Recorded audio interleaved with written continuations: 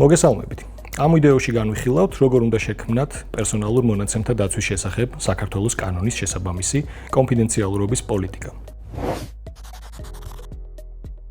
გამჭვირვალობა მონაცემთა კანონიერად დამუშავების ერთ-ერთი ძირითადი პრინციპია. კანონის მოთხოვნათა შესაბამისად შექმნილი კონფიდენციალურობის პოლიტიკით შეძლებთ მონაცემთა სუბიექტებს გასაგება დაუხსნათ, რომელ პერსონალურ მონაცემებს იყენებთ, რისთვის და როგორ, რითაც დაიცავთ გამჭვირვალობის პრინციპს. შინაარსობრივი სისრულისთვის კონფიდენციალურობის პოლიტიკაში უნდა ასახოთ პერსონალურ მონაცემთა დაცვის შესახებ კანონის 24 და 25 მუხლებით გათვალისწინებული ინფორმაცია.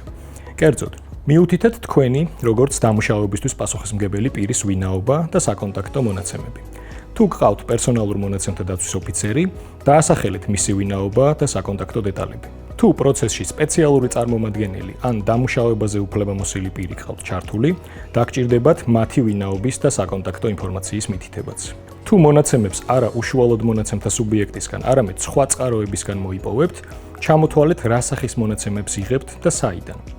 თუ მონაცემებს მონაცემთა სუბიექტისგან იღებთ, გარკვევით აღნიშნეთ, რომელი მონაცემების მიწოდებას ითხოვთ სავალდებულოდ. ასევე განმარტეთ, რა განაპირობებს ასეთ მოთხოვნას და რა შედეგი დადგება, თუ მონაცემთა სუბიექტი ამ მონაცემებს არ წარმოგიდგენთ. განმარტეთ, რისთვის ამუშავებთ მონაცემებს და პერსონალურ მონაცემთა დაცვის შესახებ კანონის მე-5 და მე-6 მუხლებით გათვალისწინებულ, რომელ დამუშავების საფუძვლებს ეყრდნობით. თუ დამუშავების საფუძვლად თქვენი ან სხვა პირის ლეგიტიმურ ინტერესს მოიაზრებთ, კონკრეტულად დაასახელეთ, რაში მდგომარეობს ეს ინტერესი. მიუთითეთ, რამდენი ხნით შეინახავთ მონაცემებს. თუ კონკრეტული ვადის განსაზღვრა მოცემულ ეტაპზე შეუძლებელია, განმარტეთ, რა კრიტერიუმების მიხედვით გამოითვლით ვადას. მიუთითეთ ყველა იმ გარეშე პირის ვინაობა, რომელთანაც მონაცემების გაზიარებას აპირებთ. თუ მონაცემთა სუბიექტისთვის უფრო აღქმადი იქნება, მიმღებების ვინაობის ნაცვლად ჩამოთვალეთ მათი კატეგორიები. მაგალითად, დააჯგუფეთ ისინი საქმიანობის სფეროს ან ორგანიზაციული ფორმის მიხედვით. თუ მონაცემების საზღვარგარეთ გადაცემას გეგმავთ, მიუთითეთ, ვის და სად გადასცემთ მათ. ასევე განმარტეთ, რა გარანტიები გექნებათ გათვალისწინებული ასეთი გადაცემისას მონაცემთა სათანადო დაცვის უზრუნველსაყოფად. მიუთითეთ პერსონალურ მონაცემთა დაცვის შესახებ კანონით გათვალისწინებული, რომელი უფლებებით სარგებლობა შეუძლიათ მონაცემთა სუბიექტებს და როგორ უნდა მოგმართონ მათთან დაკავშირებით. ასევე განმარტეთ, როგორ შემთხვევებში შეიძლება შეზღუდოთ ეს უფლებები. საჭიროების შემთხვევაში მიუთითეთ სხვა ისეთი ინფორმაციაც, რომელიც მონაცემთა სუბიექტს დამუშავების პროცესის სრულყოფილად აღქმაში დაეხმარება. მაგალითად, თუ მონაცემებს გადაწყვეტილებების სრულად ავტომატიზებულად მისაღებად იყენებთ, განმარტეთ პროცესის ლოგიკა და სუბიექტის უფლებებზე ასეთი გადაწყვეტილებების სავარაუდო შედეგები.